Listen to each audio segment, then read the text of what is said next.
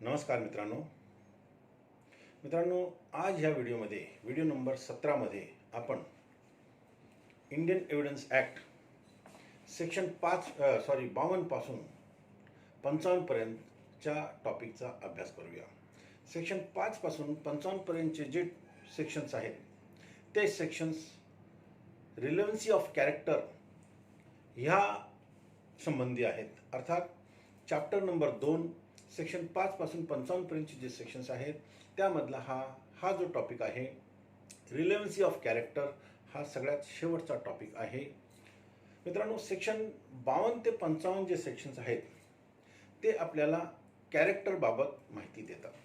म्हणजे व्यक्तीचा कॅरेक्टर हा आपल्या कोर्टामध्ये ज्यावेळेला आपण केस चालवतो, सिव्हिल केस किंवा क्रिमिनल केस, त्या दोन्ही केसमध्ये व्यक्तीचा कॅरेक्टर केव्हा रिलेव्हंट आहे आणि केव्हा रिलेव्हंट नाही अशी आपल्याला माहिती देतो। आता ह्या सर्व सेक्शन्सची आपण माहिती बेअर ॲक्ट प्रमाणे जी भाषा आहे त्याप्रमाणे आपण त्याचा अभ्यास करूया। सेक्शन 52 मध्ये काय म्हटलेलं आहे ती मी अगोदर वाचून दाखवतो, मी बोर्डावरती सुद्धा लिहिलेली आहे। सेक्शन 52 ची जी हेडिंग आहे ती अशी आहे, in civil cases character to prove conduct imputed irrelevant. अर्थात जो व्यक्ती जे दाव्यामध्ये जे पार्टी आहेत त्यांचा जो कंडक्ट इम्प्यूट केलेला आहे, इम्प्यूट केलेला म्हणजे आरोपित केलेला आहे, आरोपितचा अर्थ विषयांकित आहे कोर्टामध्ये, त्यांचा जो कंडक्ट जो कोर्टामध्ये विषयांकित आहे त्या कंडक्ट बाबत ते जर सिद्ध करायचं झालं, कंडक्ट जर सिद्ध करायचं झालं तर त्याचं कॅरेक्टर रिलेव्हंट नाही असं ह्या सेक्शनच्या हेडिंगमध्ये सांगितलेलं आहे। आता बेअर ॲक्टची जी भाषा आहे ह्या सेक्शन 52 ची ती थोडीशी किचकट आहे, ती आपण समजून घेऊया।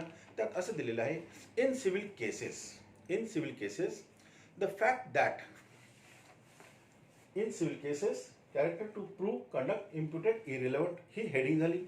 त्यानंतर in civil cases the fact that the character of any person concerned is such त्या व्यक्तीचा कॅरेक्टर असा आहे, character of any person is such as to render probable or improbable any conduct imputed to him is irrelevant except शब्द पुढे वापरलेला आहे। except म्हणजे काय, एक अपवाद आहे। त्यात काय म्हटलेलं आहे अपवाद मध्ये, except in so far as याचा अर्थ तेवढ्या पुरते, such character appears from the facts otherwise relevant. अर्थात या केसमध्ये त्या व्यक्तीचा जो कॅरेक्टर आहे त्या केसमधल्या फॅक्ट्समधनं जर त्याचा कॅरेक्टर निर्माण होत असेल तर मग मात्र त्याचा कॅरेक्टर रिलेव्हंट आहे, अदरवाइज त्याचा कॅरेक्टर एरवी इरिलेव्हंट आहे। अर्थात सरळ सांगितलेलं आहे की सिव्हिल केसेसमध्ये कॅरेक्टर इरिलेव्हंट आहे, परंतु जर त्याचा कॅरेक्टर त्या केसमधल्या फॅक्ट्समधनं जर निर्माण होत असेल, ॲपियर होत असेल तर मग मात्र त्याचा कॅरेक्टर रिलेव्हंट आहे। आता ह्या सेक्शनला 2 भागामध्ये विभागलेला आहे। पहिला सेक्शनचा पार्ट जो आहे तो काय म्हणतो की सिव्हिल केसेसमध्ये कॅरेक्टर इरिलेव्हंट आहे, आणि दुसरा पार्ट एक्सेप्ट लावल्यानंतर पुढे असं सांगितलेलं आहे की जर समजा त्या केसमधल्या फॅक्ट्समधनं त्या व्यक्तीचं कॅरेक्टर जर निर्माण होत असेल, ॲपियर होत असेल, मग मात्र त्याचा कॅरेक्टर रिलेव्हंट आहे। आता ही गोष्ट समजण्यासाठी मी आपल्याला 2 एक्झाम्पल देतो, म्हणजे आपल्याला हा पिक्चर क्लिअर होऊन जाईल। प्रथम समजा ए एक व्यक्ती आहे,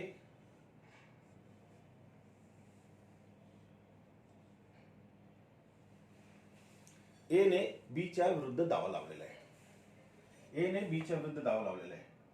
काय दावा लावलेला आहे?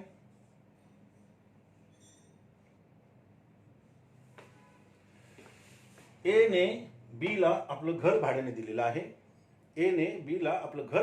आहे, आणि बी ने त्याचं भाडं थकवलेलं आहे, म्हणून ए ने suit for possession on the grounds of default काय दावा दाखल केला आहे? पोजेशनचा दावा दाखल केलेला आहे, possession on the ground of default of rent, बरोबर आहे। आता बी ने समजा असा ग्राउंड घेतलेला आहे, ग्राउंड काय बीचा ग्राउंड असा आहे की मी एका मंदिरामध्ये पुजारी आहे.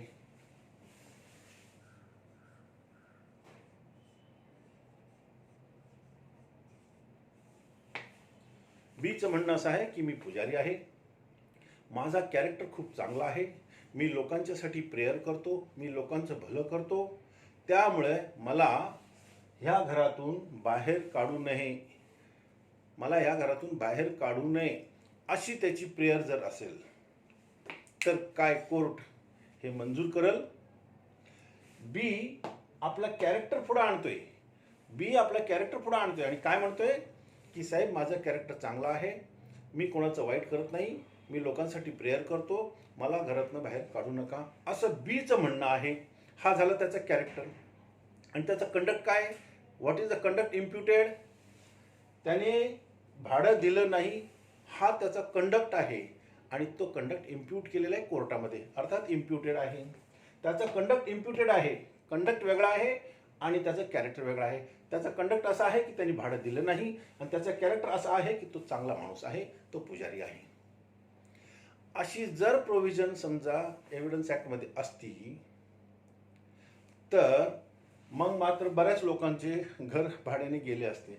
इथे कोर्ट बीचं बिलकुल ऐकणार नाही आणि बीला अशी ऑर्डर करणार की तू ह्याचं भाडं दिलेलं नाही, त्यामुळं त्याचं भाडं दे आणि त्याचं घर खाली कर, असा सेक्शन ह्या 52चा अर्थ आहे.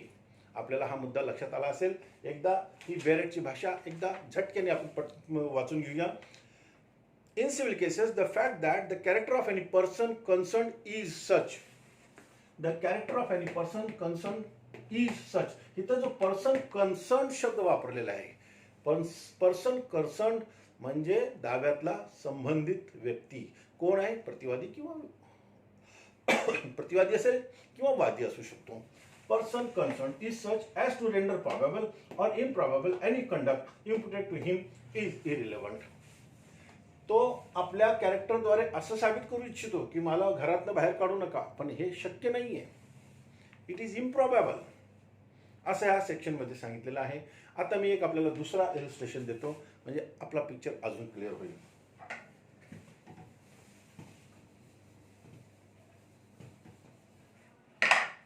समजा ए, पुन्हा तसंच ए आणि बी घेऊया आपण. ए ने बी वर केस दाखल केलेली आहे.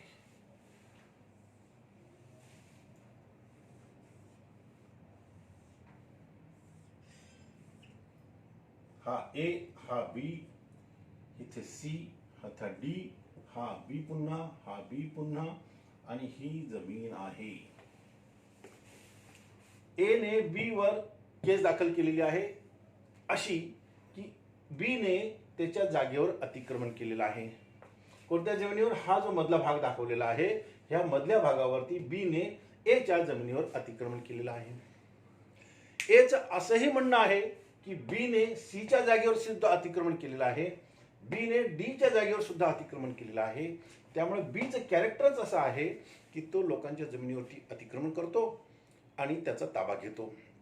म्हणून असं ग्राह्य धरण्यात यावा की बीचा कॅरेक्टरच असा आहे की ते लोकांच्या जमिनीवर त्यांनी अतिक्रमण केलेलं आहे आणि म्हणून माझ्या जमिनीवर म्हणजे एच्या जमिनीवर सुद्धा त्यांनी अतिक्रमण केलेलं आहे असं मान्य करण्यात यावं, असं ग्राह्य धरण्यात यावं आणि बीला त्याला माझ्या जमिनीत त्यांनी जे ताबा घेतलेला आहे त्यातनं बाहेर काढण्यात यावा. असा जर समजा प्रोव्हिजन एव्हिडन्स ॲक्टमध्ये असता तर काय झालं असतं, मग सगळ्यांच्या जमिनीत त्याला बाहेर काढलं असतं. नाही, इथं बीचा जो कंडक्ट आहे, बीचा कंडक्ट काय आहे, त्यांनी अतिक्रमण केलेलं आहे आणि बीचा कॅरेक्टर जो आहे तो वेगळा आहे. बीने सीच्या आणि डीच्या जमिनीवर अतिक्रमण केलेलं आहे म्हणून असा कॅरेक्टर ए कोर्टासमोर आणू शकत नाही आणि एला बीच्या विरुद्ध जी केस आहे ती सिद्ध करावी लागेल की बीने माझ्या जागेवर हा जो पोर्शन दाखवलेला आहे ह्याच्यावरती त्यांनी अतिक्रमण केलेलं आहे असं त्याला सेपरेटली सिद्ध करावं लागेल. आणि सीचं आणि डीचं जे मॅटर आहे त्याच्यामध्ये इरिलेव्हंट आहे. ह्या दोन उदाहरणावरनं मला असं वाटतं मित्रांनो आपल्याला हा सेक्शनचा पहिला पार्ट नक्कीच समजला असेल.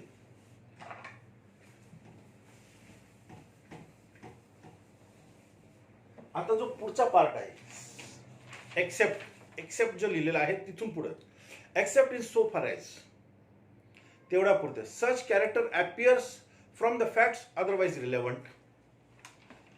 मी जसं सांगितलं की फॅक्ट्स मधून त्याचं कॅरेक्टर निर्माण होत आहे तर मग मात्र त्याचं कॅरेक्टर रिलेव्हंट आहे. त्याच्यासाठी मी आपल्याला एक इलिस्ट्रेशन देतो.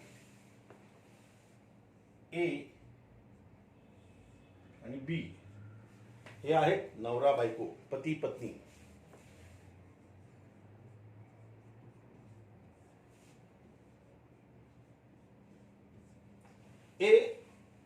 ए ही पत्नी आहे, बी हा पती आहे. ए ने पतीच्या विरुद्ध क्रुएल्टी ग्राउंड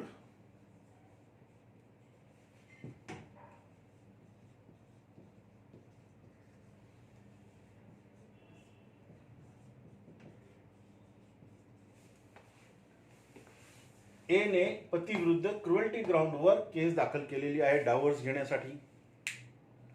आता ए ने बीचा कॅरेक्टरच ह्याच्यामध्ये इन्व्हॉल्व केलेला आहे. ए ने बीच्या कॅरेक्टरवरतीच केस दाखल केलेली आहे की त्याचं कॅरेक्टर असं आहे आणि तो मला मारतो आणि त्यामुळे मी त्याच्या विरुद्ध ही क्रुएल्टीची केस दाखल केलेली आहे. आता बी सुद्धा एच्या कॅरेक्टरवरती रिप्लाय देऊ शकतो आणि सांगू शकतो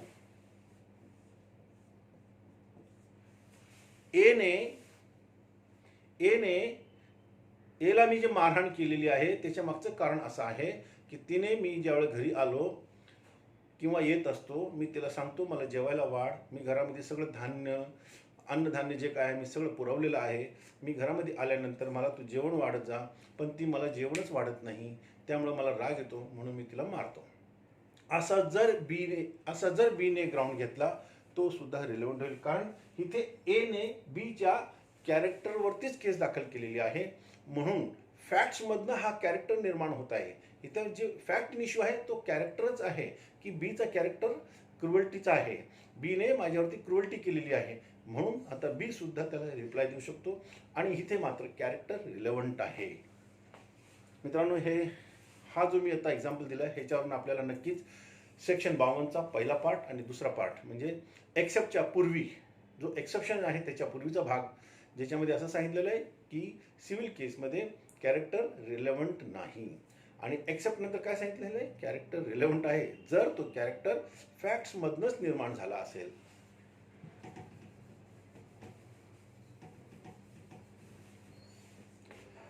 यानंतर मित्रांनो आपण सेक्शन 53 पाहूया.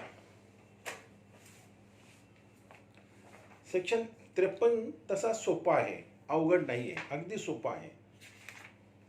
सेक्शन 53ची जी बॅरेटची भाषा आहे त्यात काय म्हटलेलं आहे, in criminal cases good character is relevant, एवढंच म्हटलेलं आहे, गुड कॅरेक्टर इज रिलेव्हंट. आणि ह्याच्या उलट सेक्शन 54 मध्ये म्हटलेलं आहे बॅड कॅरेक्टर इज इरिलेव्हंट. आता पहिले आपण सेक्शन 53ची बॅरेटची भाषा पाहूया.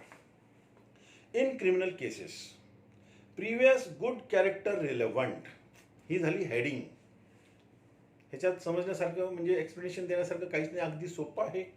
In criminal proceedings the fact that a person accused is of good character is relevant, व्यक्तीचा चांगला कॅरेक्टर हा क्रिमिनल केसमध्ये रिलेव्हंट आहे, एवढंच याच्यात सांगितलेलं आहे. आता यानंतर सेक्शन 53A एक इन्सर्ट करण्यात आलेला आहे, पण तो आपण ह्याच्या 54च्या नंतर घेऊया. सेक्शन 54 असं म्हणतो प्रिव्हियस बॅड कॅरेक्टर, व्यक्तीचा पूर्वीचा बॅड कॅरेक्टर नॉट रिलेव्हंट, तो रिलेव्हंट नाही. पुढे काय म्हटलंय, एक्सेप्ट इन रिप्लाय, जर त्याला रिप्लाय द्यायचा असेल तर मात्र ते संबंधित आहे, अदरवाईज नाही. म्हणजे एखाद्या व्यक्तीचा पूर्वीचा जर बॅड कॅरेक्टर असेल तर आणि त्याच्यावरती एखादी दुसरी केस चालू असेल तर त्या दुसरी केसमध्ये त्याला पूर्वीच्या केसमध्ये जी काही शिक्षा वगैरे झाली असेल किंवा नाही झाली असेल जी काही, तर ते जो पूर्वीचा त्याचा बॅड कॅरेक्टर आहे तो बॅड कॅरेक्टर त्याच्या सबसिक्वेंट केसमध्ये रिलेव्हंट होणार नाही. तुम्हाला सॉरी, अर्थात प्रॉसिक्युशनला आपली केस प्रूव्ह करावी लागेल आणि तरच त्याचं बॅड कॅरेक्टर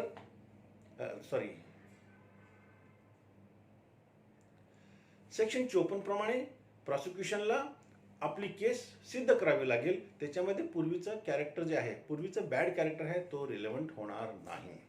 आता इथे ॲक्सेप्ट इन रिप्लाय म्हटलेलं आहे. याचा अर्थ असा की ज्या वेळेला एखाद्या आरोपीवरती केस चालू असेल, त्याच्यावरती जर केस चालत असेल आणि त्याने जर आपला स्वतःचा गुड कॅरेक्टर कोर्टासमोर आणला की नाही साहेब, माझा कॅरेक्टर खूप चांगला आहे, मी असं करू शकत नाही, मी किंवा हे केलेलं नाही, त्याने जर आपलं गुड कॅरेक्टर समोर आणला, मग त्याच्या रिप्लायमध्ये प्रॉसिक्युशन आपली बॅड कॅरेक्टरची स्टोरी, त्याची जी बॅड कॅरेक्टरची स्टोरी ती समोर आणू शकतात. अदरवाईज गरज नाही. म्हणजे आरोपीने जर स्वतःचा गुड कॅरेक्टर समोर आणला, तर मग मात्र त्याच्या रिप्लायमध्ये प्रॉसिक्युशन त्याचं बॅड कॅरेक्टर समोर आणू शकतो, अदरवाईज नाही. आता ह्याची जी बेरटची जी भाषा आहे सेक्शनची, ती आपण वाचूया. In criminal proceedings the fact that the accused person has a bad character is irrelevant. एखाद्या आरोपीचं बॅड कॅरेक्टर आहे ते इरिलेव्हंट आहे असं सांगितलेलं आहे. Unless evidence has been given that he has good character. जर समजा आरोपीने आपला असा पुरावा दिला की माझा कॅरेक्टर हा गुड कॅरेक्टर आहे, मग मात्र प्रॉसिक्युशन त्याचं बॅड कॅरेक्टर समोर आणू शकतं, अदरवाईज नाही. In which it becomes relevant, एवढंच याचं सांगितलेलं आहे. आता ह्या सेक्शनच्या खाली अजून 2 एक्सप्लेनेशन दिलेले आहेत. ते 2 एक्सप्लेनेशन काय ते आपण पाहूया. पहिलं explanation, this section doesn't apply to cases in which bad character of any person itself is a fact issue. समजा एखादी केस जी आहे ती समजा डिफॉमेशनची केस असेल. ती जर डिफॉमेशनची केस असेल, उदाहरणार्थ देऊन सांगतो मी, ए ने बी वरती डिफॉमेशनची केस दाखल केलेली आहे किंवा लायबेलची केस दाखल केलेली आहे, मग मात्र अशा केसमध्ये त्याचा कॅरेक्टर रिलेव्हंट होणार आहे. हा एक्सप्लेनेशनचा पार्ट आहे, एवढंच सांगितलेलं आहे. त्यानंतर दुसरं काय सांगितलेलं आहे, दुसरं explanation, previous conviction is relevant as evidence of bad character. अर्थात समजा ए वरती समजा ही केस चालू आहे, ए वरती 379 ची केस चालू आहे. सेक्शन 379 80 चोरीचा त्याच्यावरती आरोप आहे आणि ह्याच्यामध्ये त्याला कन्व्हिक्शन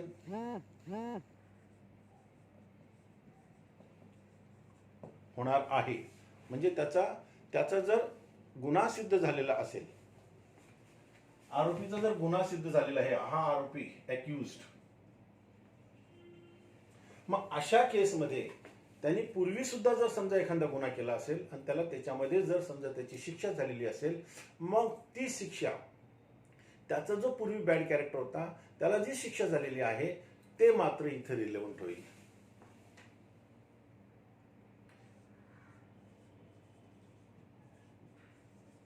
प्रिव्हियस कन्व्हिक्शन केव्हा रिलेव्हंट होईल, ज्या वेळेला सबसिक्वेंट केसमध्ये त्याचा गुन्हा सिद्ध झाला, मग मात्र त्याचा बॅड कॅरेक्टर हा रिलेव्हंट होईल. अदरवाईज त्याचा बॅड कॅरेक्टर रिलेव्हंट होणार नाही. त्याची केस सिद्ध करण्यापर्यंत प्रॉसिक्युशनला बॅड कॅरेक्टर आणता येणार नाही, परंतु एकदा जर कोर्टामध्ये सिद्ध झाली, मग मात्र बॅड कॅरेक्टर समोर आणता येईल. एवढंच सेक्शन 54 मध्ये म्हटलेलं आहे.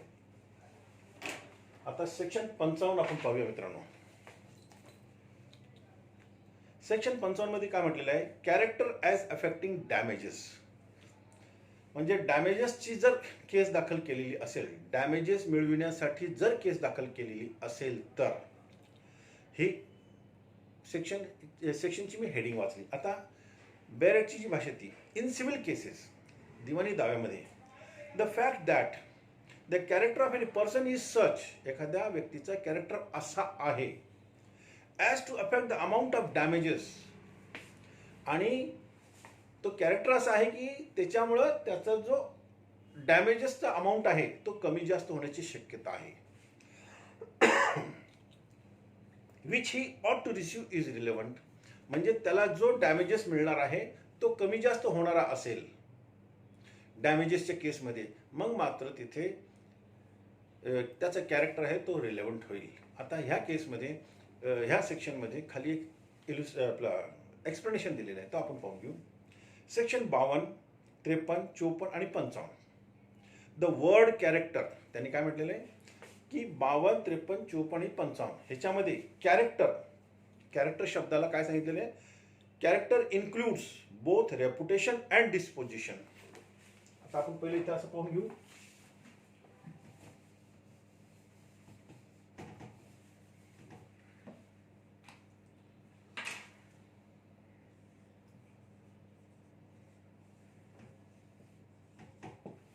कॅरेक्टर ह्याचा अर्थ काय, हा दोन भागामध्ये विभागलेला आहे. म्हणजे काय म्हटलेलं आहे, कॅरेक्टर इन्क्लूड्स, पहिला काय म्हटलेलं रेपुटेशन,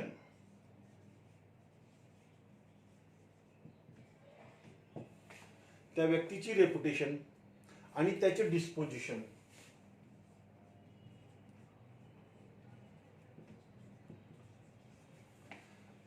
मित्रांनो, रेपुटेशन म्हणजे काय, त्या माणसाची समाजामध्ये इज्जत, त्या माणसाची समाजामध्ये इतर लोकांच्या मनामध्ये असलेली भावना, त्याला आपण रेपुटेशन म्हणतो.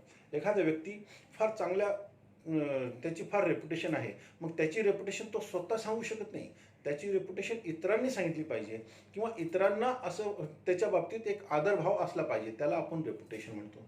आता डिस्पोजिशन म्हणजे काय, मनोवृत्ती.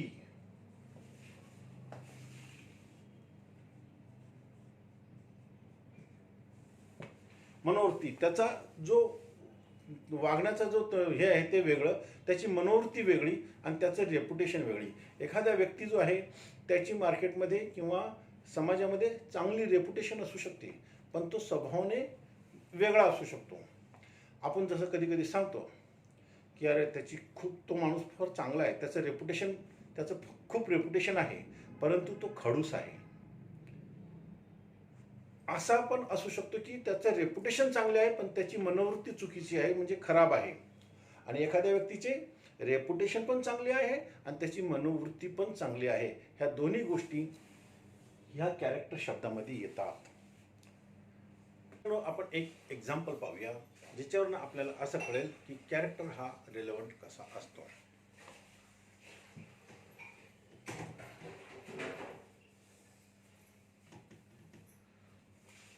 समजा एक शिक्षक आहे, हा एक शिक्षक आहे, रिटायर्ड झालेला आहे, त्याचा कॅरेक्टर खूप चांगला आहे, त्याची वागणूक खूप चांगली आहे, त्याने आयुष्यभर खूप चांगलं काम केलेलं आहे आणि समाजामध्ये त्याची खूप सन्मान आहे, इज्जत आहे. आणि बी ने त्याचं कॅरेक्टर हर्ट केलेलं आहे, त्याला काहीतरी आरोप केलेले आहे त्यांनी त्याच्यावरती, आणि तो ए बाबत काहीतरी समाजामध्ये त्याच्या बाबतीत दुर्भावना पसरवित आहे. आता ए ने बी विरुद्ध डॅमेजेसचा सूट दाखल केलेला आहे.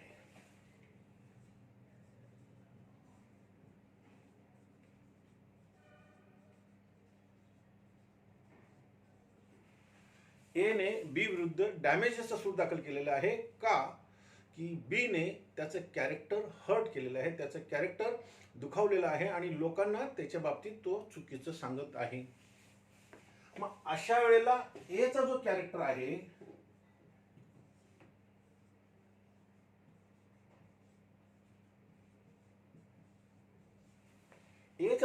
आहे, तो कोर्टामध्ये रिलेव्हंट आहे का, की त्याने जो दावा दाखल केलेला आहे तो कॅरेक्टर वरतीच दाखल केलेला आहे. आणि असंच ह्या सेक्शन मध्ये अर्थात सेक्शन 55 मध्ये सांगितलेलं आहे, कॅरेक्टर ॲज अफेक्टिंग डॅमेजेस. इथे जो डॅमेजेस आहे तो कशावरती अवलंबून आहे, कॅरेक्टरवरती अवलंबून आहे. आता हे बॅरेट मधली जी पुढची भाषा आहे ती बघा, एकदा पुन्हा मी वाचून दाखवतो. In civil cases the fact that the character of any person is such as to affect the amount of the damages which he ought to receive is relevant. आता बी इथे असा ग्राउंड घेऊ शकतो की मी जे काही बोललेलो आहे, जे काही मी सांगितलेलं आहे, मी लोकांना जे काही सांगतो आहे ते एच्या बाबतीत मी खरं सांगत आहे आणि ते योग्य आहे. असा जर बी ने कोर्टामध्ये रिप्लाय दिला आणि त्याने जर साबित केलं तर मग ए ला काहीच मिळणार नाही. आणि जर समजा एचं कॅरेक्टर खूपच चांगलं आहे आणि बी असं काही सिद्ध करू शकला नाही, तर त्याची जी डॅमेजेसची जी अमाऊंट आहे ती ह्या फॅक्ट्सवरतीच फक्त अवलंबून आहे आणि त्याच्यावरती त्याची जी डॅमेजेसची त्यांनी जी केस दाखल केली आहे त्याच्यामध्ये जी अमाऊंट मिळणार आहे ती कमी जास्त होऊ शकते.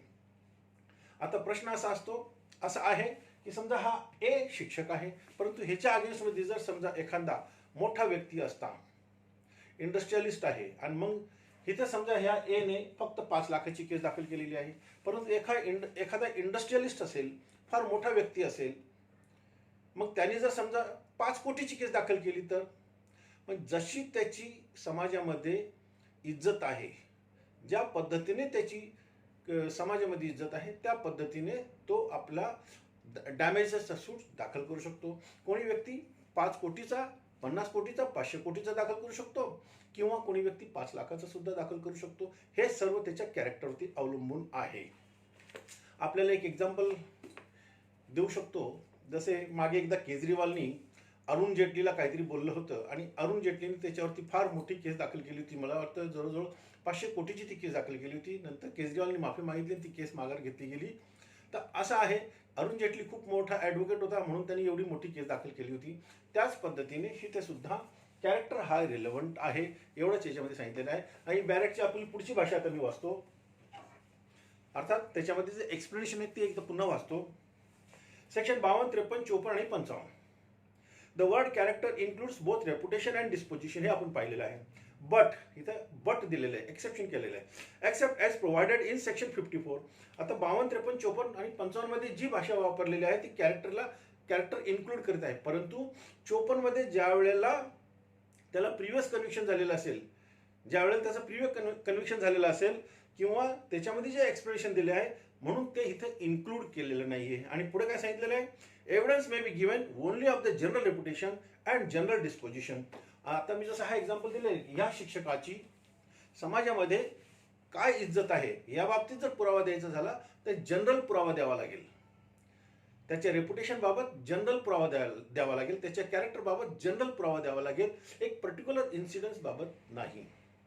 तसंच आता समजा एखाद्या इंडस्ट्रियलिस्टने केस दाखल केलेली असेल, त्याची जी समाजामध्ये इज्जत आहे त्या बाबतीत त्याच्या कॅरेक्टर बाबत जर एखादा पुरावा द्यायचा झाला तर त्याची संपूर्ण समाजामध्ये जी जनरल त्याची कॅरेक्टर आहे, त्याचं जनरल कॅरेक्टर आहे त्याबाबत पुरावा द्यावा लागेल, एखाद्या पर्टिक्युलर इन्सिडन्स बाबत नाही. हे आपल्याला आता समजलं असेल. पुढे अजून काय म्हटलं, general reputation and general disposition and not a particular acts by which reputation or disposition were shown.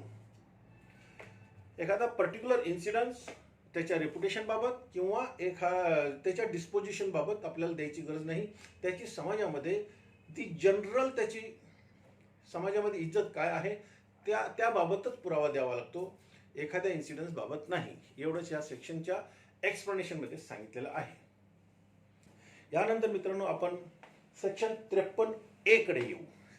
Section 53A हा काय म्हणतोय की ज्या वेळेला कोर्टामध्ये एखाद्या विक्टीमचा अर्थ प्रॉसिक्युट्रिक्स किंवा पीडिता जिच्यावरती रेप झालेला आहे किंवा जिची मॉडेस्टी हर्ट झालेली आहे, अशा वेळेला तिच्यावरती रेप झाला असेल किंवा मॉडेस्टी तिची हर्ट झाली असेल, आणि ज्या वेळेला कोर्टामध्ये अशी केस चालू असेल की कन्सेंट असा इश्यू असेल, त्यावेळेला आरोपी किंवा आरोपीचा वकील त्या प्रॉसिक्युट्रिक्सला किंवा त्या विक्टीमला किंवा त्या पीडितेला तिच्या पूर्वीच्या सेक्शुअल एक्सपिरियन्स बाबत किंवा तिच्या पूर्वीच्या खराब कॅरेक्टर बाबत कोणताही प्रश्न विचारू शकत नाही, असं ह्या सेक्शनमध्ये सांगितलेलं आहे. आता आपण सेक्शन 53ची बॅरेट लँग्वेज वाचूया. Section 53A, evidence of character or previous sexual experience not relevant in certain cases. आता ते सर्टन केसेस कोणकोणते आहेत ते आपण पहिले पाहू. In prosecution for an offence under section 354. काय म्हटलंय, 354, 354A, 354B, 354C, 354D, अर्थात 354A, B, C आणि D हे सर्व सेक्शन्स त्याच्यामध्ये इन्क्लूड केलेले आहेत. त्यानंतर section 376A, 376AB, 376B, 376C, 376D आणि 376DA और सेक्शन 376DB आणि 376E आणि सेक्शन 376. असे हे सर्व सेक्शन्स त्याच्यामध्ये इन्क्लूड केलेले आहेत. हे जे सेक्शन्स आहेत, ह्या सेक्शन्सच्या बाबतीत ज्या वेळेला कोर्टामध्ये केस चालत असेल आणि कन्सेंट हा इश्यू असेल, याबाबत आता पुढे सांगितलंय, मी सांगतो आपल्याला. कन्सेंट हा इश्यू असेल तर तेव्हा त्या मुलीला म्हणजे त्या प्रॉसिक्युट्रिसला, त्या विक्टिमला, त्या पीडितेला आरोपी किंवा आरोपीचा वकील पूर्वीच्या सेक्शुअल एक्सपिरियन्सबाबत आणि तिच्या पूर्वीच्या कॅरेक्टरबाबत प्रश्न विचारू शकत नाही. आता ती भाषा पुढची आपण पाहूया. 376E of the Indian Penal Code, or for attempt to commit any such offense where the question of consent is in issue. ज्या वेळेला कन्सेंट हा इश्यू असेल, evidence of character of victim or of such person's previous sexual experience with any person, तिचा पूर्वी कोणत्याही व्यक्तीबरोबर sexual experience जो काही असेल त्याबाबत, with any person shall not be relevant on issue of such consent or quality of consent. अर्थात एक गोष्ट क्लिअर झाली इथे की सेक्शन 53A जो आहे तो 2013 मध्ये ज्या वेळेला दिल्लीमध्ये निर्भया कांड झाला होता त्याच्यानंतर हा सेक्शन ह्याच्यामध्ये इन्सर्ट करण्यात आलेला आहे. त्याच्यामध्ये असं सांगितलेलं आहे की जर अटेम्प्ट टू कमिट रेप असेल आणि अशा वेळेला कन्सेंट हा शब्द असेल, रेपच्या केसमध्ये रेप असेल किंवा अटेम्प्ट टू रेप असेल, अशा वेळेला कन्सेंट जर इश्यू असेल तर तुम्ही म्हणजे आरोपी आणि आरोपीचे वकील त्या फिर्यादीला पूर्वीच्या सेक्शुअल एक्सपिरियन्सबाबत आणि तिच्या कॅरेक्टरबाबत कोणताही प्रश्न विचारू शकत नाही, असं ह्या सेक्शनमध्ये सांगितलेलं आहे. मित्रांनो, आज आपण सेक्शन 52 पासून 55चा आता अभ्यास केलेला आहे. सेक्शन 52 ते 55 हे कॅरेक्टरबाबत होते. आपल्याला आता एक गोष्ट कळालेली आहे की सिव्हिल केसमध्ये आणि क्रिमिनल केसमध्ये कॅरेक्टर केव्हा रिलेव्हंट होत असतो. आणि ह्या टॉपिक बरोबर आपला रिलेव्हन्सी ऑफ फॅक्ट्स सेक्शन 5 पासून 55 पर्यंतचा जो टॉपिक आहे तो पूर्ण झालेला आहे. यानंतर आपण चॅप्टर नंबर 3 टॉपिक नाही तो चॅप्टर नंबर 3 आपण उद्या म्हणजे पुढच्या व्हिडिओमध्ये घेऊया. मित्रांनो, मला असं वाटतं माझा व्हिडिओ आपल्याला नक्कीच आवडला असेल आणि आवडला असेल तर आपण नक्कीच त्याला सबस्क्राईब करा, लाईक करा आणि आपल्या मित्रांनाही पाठवा. माझा मोबाईल नंबर आहे 9960977925. आपल्याला जर योग्य वाटत असेल तर आपण मला आपल्या प्रतिक्रिया माझ्या मोबाईलवर व्हॉट्सअपवरती सुद्धा पाठवू शकता. आणि आपण हा व्हिडिओ पाहिल्यानंतर आपल्या मित्रांना पाठवा आणि एवढंच नाही तर आपल्या फेसबुक ग्रुपवर पाठवा. आपले जे इतर मित्र ॲडव्होकेट आहेत त्यांना सुद्धा ह्याचा फायदा होऊ द्या. धन्यवाद.